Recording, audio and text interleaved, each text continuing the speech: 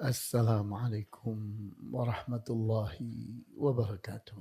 Innal hamdalillah nahmaduhu wa nasta'inuhu wa nastaghfiruhu wa na'udzu billahi min shururi anfusina wa min sayyiati a'malina man yahdihillahu fala mudilla lah wa man yudlil fala hadiya lah.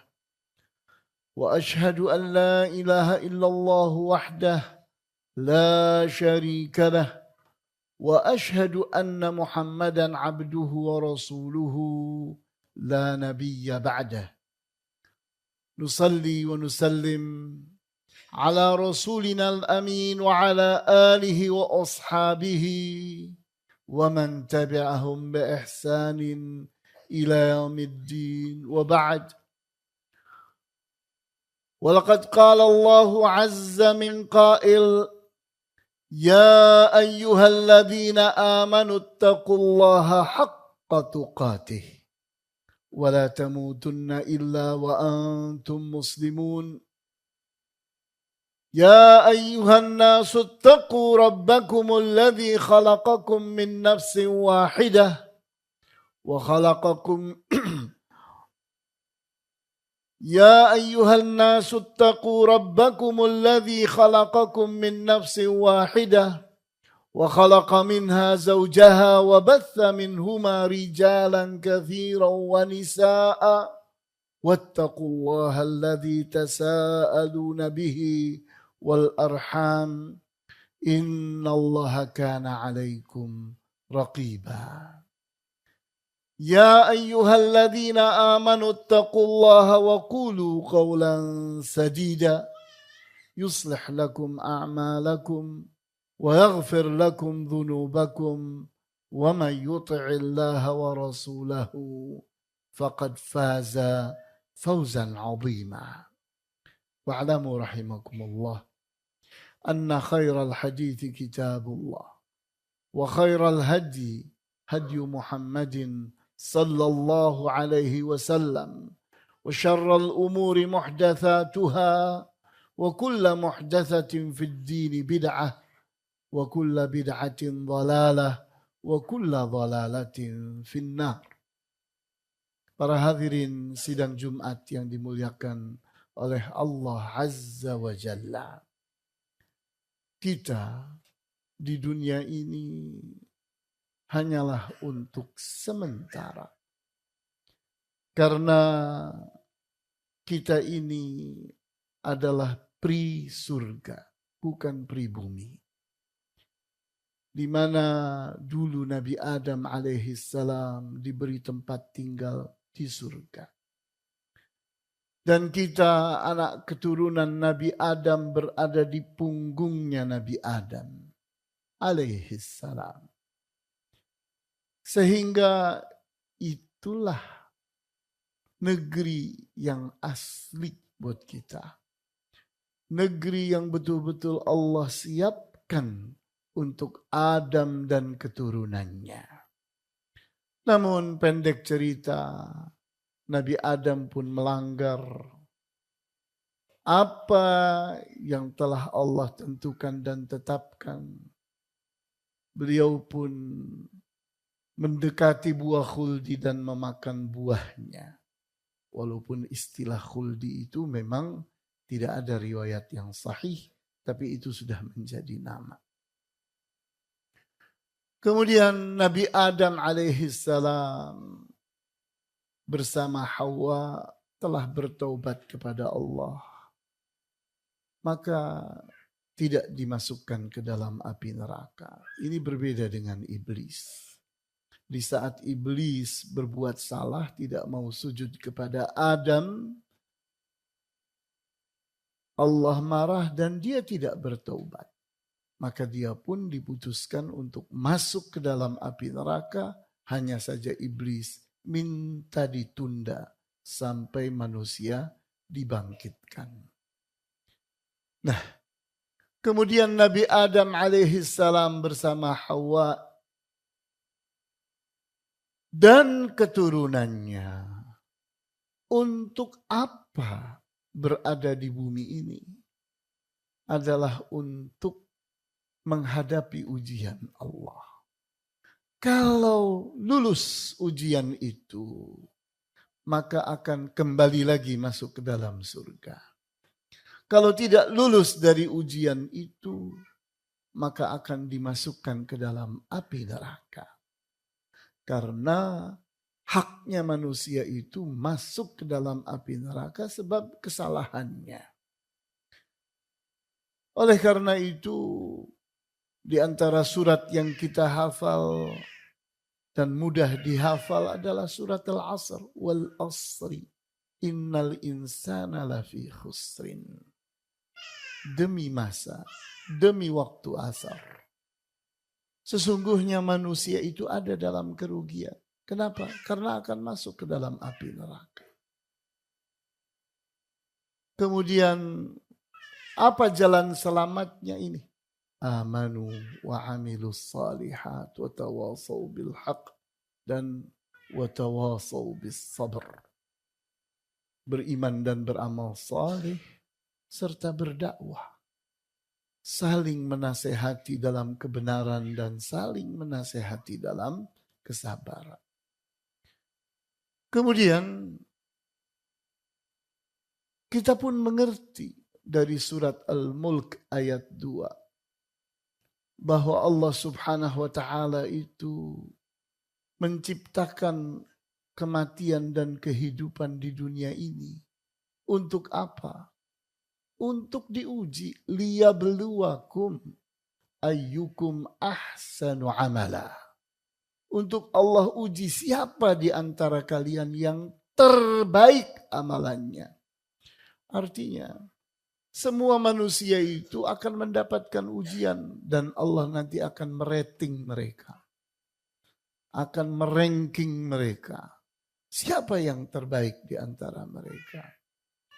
Maka dari rating dan ranking itu Allah pun menilai dan akan memasukkan orang ke dalam surga. Dan yang rendah-rendah itu akan dimasukkannya ke dalam api neraka. Sehingga di saat kita telah mengerti bahwa dunia ini adalah darul ibtila, negeri ujian, di mana kita ini berada di dunia ini untuk imtihan, untuk ibtila. Sehingga kalau ada di antara kita yang tidak mengerti itu, artinya dia terkecoh, salah paham, gagal paham. Maka Allah pun menamainya sebagai orang yang tertipu. Kenapa?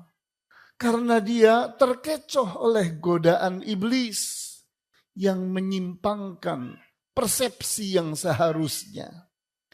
Bahwa keyakinan yang harus tertanam pada jiwa setiap orang bahwa hidup di dunia ini adalah sementara untuk diuji yang hasilnya akan dimasukkan ke dalam surga atau dimasukkan ke dalam api neraka.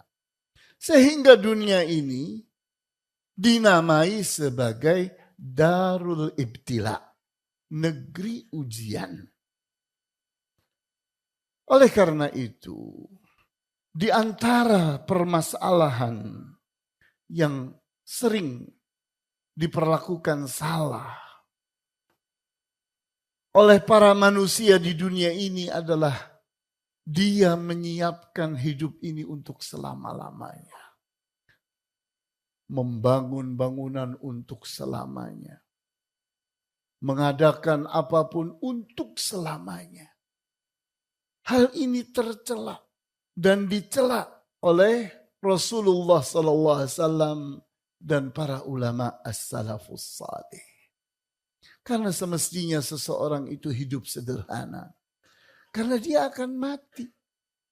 Hendaknya apapun yang Allah berikan kepada dia, rizki apapun yang Allah berikan kepada dia dari A sampai Z, mestinya semuanya bermanfaat. Jangan ada sesuatu yang tidak bermanfaat. Di antara kebodohan seseorang adalah dia menumpuk-numpuk harta. Kemudian tidak pernah punya niatan untuk amal jariah. Tidak pernah punya niatan untuk bersedekah, beramal soleh. Sehingga apa yang terjadi pada saat dia mati, hartanya ada banyak, kemudian dia tidak bisa berbuat apa-apa dengan harta itu. Kalau anak cucunya baik, maka anak cucunya akan memutuskan, ayo kita bangunkan masjid untuk ayah. Itu kalau baik. Dan itu pun kelemahan. Kenapa kelemahan? Karena yang niat baik adalah anak cucunya. Bukan dia. Dianya tidak punya niatan untuk bangun masjid. Tapi anak cucunya memiliki niat baik untuk membangun masjid. Ini orang yang bodoh. Karena dia berpikir bahwa dia akan hidup selama-lamanya di dunia ini. Padahal sudah bermiliar kali, berjuta kali. Dia tahu bahwa manusia itu pasti mati. Kullu nafsin dha'iqatul maut. Setiap jiwa manusia itu pasti mati. Sehingga kalau dia sudah tahu bahwa dirinya pasti mati, maka jangan meninggalkan sesuatu. Bila perlu di saat seseorang sudah tahu dirinya sudah tua, maka tidak perlu dia tinggal di bangunan yang megah, kontrak rumah saja. Sehingga begitu kontraknya habis dia telah meninggal dunia, selesai semua sudah bermanfaat. Sudah diberikan kepada anaknya, kepada cucunya, kepada keponakannya, kepada karib kerabatnya, kepada yayasan ini, kepada yayasan itu, sudah jadi masjid, sudah jadi banyak hal yang akan menolong dia di akhirat kelak. Itu kalau visi dia, visi akhirat, bukan visi dunia. Dia yakin bahwa dia akan kembali ke alam akhirat. Rasulullah SAW di dalam hadis yang sahih diriwayatkan oleh Al-Bukhari dari Anas bin Malik radhiyallahu anhu, diceritakan oleh Anas, qala khatta Rasulullah sallallahu alaihi wasallam khattan. Rasulullah menggaris suatu garis. Kemudian wa qala hadzal insan, ini garis ini adalah manusia. Wa khatta ila jambihi khattan, kemudian di samping garis yang tadi itu dia menggaris garis yang lain sejajar dengannya, rapat dekat dengannya. Wa qala hadza ajaluhu, ini garis ini adalah ajal. Ini manusia, ini ajalnya, waktu matinya. Wa khatta khattan ba'idan minhu, kemudian beliau pun menggaris garis yang jauh dari kedua garis ini, jauh. Beliau pun berkata, faqala wa hadzal amal, ini harapan. Jadi kita lihat harapan itu jauh. Yang dekat itu ajal. Amal pakai hamzah bukan pakai ain. Kalau pakai ain, amal perbuatan. Tapi ini pakai hamzah. Amal yang artinya hope, harapan. Fabainama huwa kadzalika idz ja'ahul aqrab. Pada saat dia berharap-harap, manusia itu kalau membayangkan hidupnya, apa sih yang indah di dunia ini? Yang indah di dunia ini adalah harapan. Karena begitu harapan itu terwujud, kecewa dia. Seseorang ingin jadi jenderal, begitu jadi jenderal, lah biasa saja. Seseorang ingin jadi sarjana, begitu jadi sarjana, biasa saja. Seseorang membayangkan saya ingin punya uang miliar. Allah kasih uang miliaran itu. Ternyata biasa saja.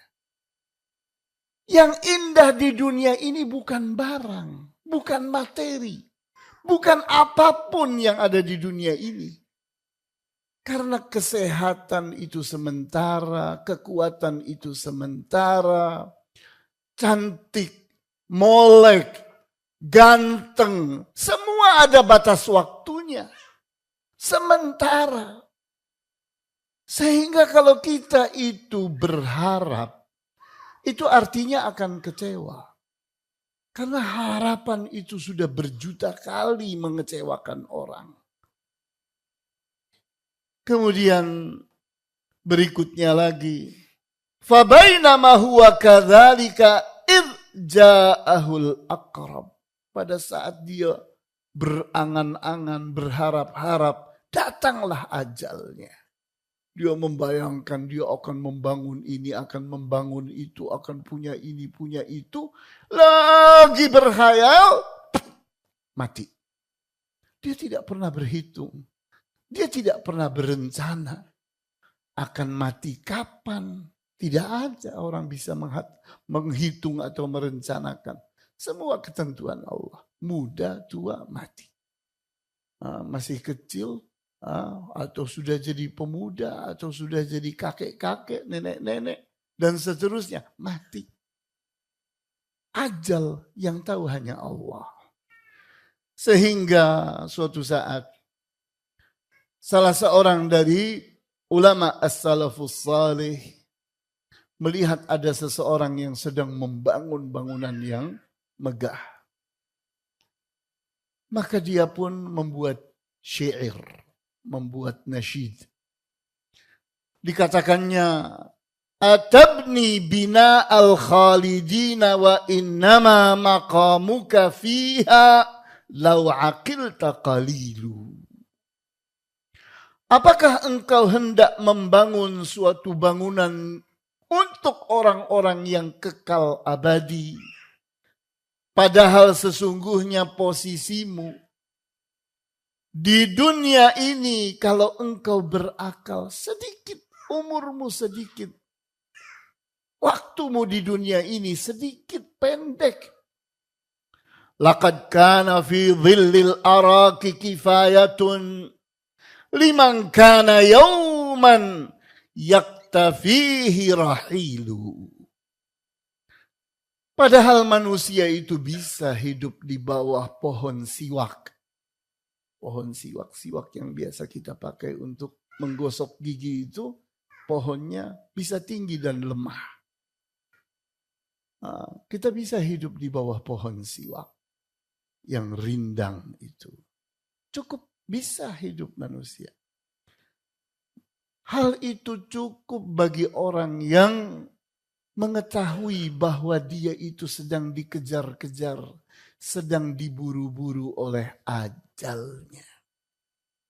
Siapapun akan mati. Allahumma tubna ilaik, fatub alaina innaka antat tawwabul ghafir. Innaka antat tawwabul ghafur. Tubu ila Allahi wastaghfiruhu lidhunubikum, yatubullah alaikum wa yaghfir lakum dhunubakum. Walhamdulillahi rabbil alamin. Wabihi nasta'in ala umuri dunya wad din. Wassalatu wassalamu ala ashrafil anbiya'i wal mursalin wa ala alihi wa ashabihi ajma'in. Fala udwana illa ala zalimin wal aqibatu lil muttaqin. Suatu saat sebagian dari para ulama as-salafus salih mencerca orang fakir ternyata membangun rumah. Dicercanya. Dikatakan kepada orang ini, innalladzi tusrifu ala hadzal bina la talhaqu taskunu bihi. Sesungguhnya uang yang engkau biayakan untuk membangun bangunan ini Padahal engkau tidak akan terus menikmati bangunan ini. Padahal kalau engkau itu menggunakannya untuk dikontrakkan, uang ini akan bermanfaat. Sehingga dikatakan wazajara rajulan min ashabihi bana baitan wa sarafa alaihi 700. Di saat yang lain sebagian ulama lainnya menasehati ada orang yang membangun rumah sampai biayanya itu 700 dinar. Wa qala law sakanta bi ujratin lakafaka al-ushru mimma saraftahu fi hadzal bina'. Kalau engkau itu tinggal di suatu rumah dengan sewa, dengan kontrak, cukup 1/10 dari biaya tadi. Dengan 70 dinar hidup, yakni 1 tahun. Tinggal di rumah itu. Lebih baik daripada seseorang membiayakan 700 dinar, padahal belum tentu dia menikmati angka 700 dinar itu. Karena dia tidak tahu umurnya akan berapa. Sehingga kita lihat di sini. Ini cara hidup dan gaya hidupnya para ulama as-salafus salih. Yang visinya adalah akhirat. Yakin betul bahwa dunia ini hanya ruang ujian. Negeri ujian. Tidak lebih dan tidak kurang daripada itu. Sehingga orang yang pahamnya tidak seperti itu, dia terkecoh. Dia tertipu. Dia dibohongi oleh syaitan. Dia tergoda oleh syaitan. Allahumma ighfir lana dhunubana ya ghaffar. Allahumma kaffir anna sayyiatina. Allahumma hdina, Allahumma arhamna ya arhamar rahimin. Allahumma hdina, Allahumma ij'alna minal mu'minina as-salihin. As-sabirin asy-syakirin. Al-mukhlisin al-muhsinin ya arhamar rahimin.